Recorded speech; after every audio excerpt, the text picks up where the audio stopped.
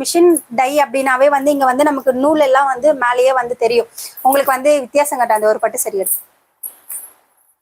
எடு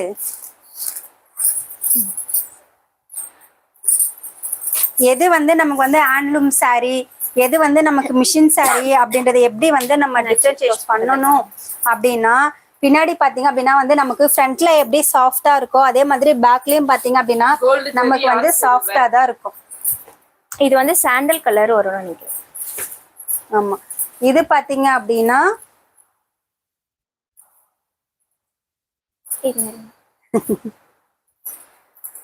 இது உள்ள இருக்காண்டங்குது. ஆமா, எப்படி இருக்கு பாத்தியா அந்த த்ரெட் எல்லாமே தெரியுதுங்களா உங்களுக்கு? இது வந்து மிஷின் டை பட்டு சரிக்கும் ஹேண்ட்லூம் பட்டு சரிக்கும் ஃப்ரண்ட்ல எவ்வளோ வந்து சாஃப்ட் அண்ட் ஸ்மூத்தா இருக்கோ அதே மாதிரி தான் வந்து உங்களுக்கு வந்து பேக்லயுமே இருக்கும்.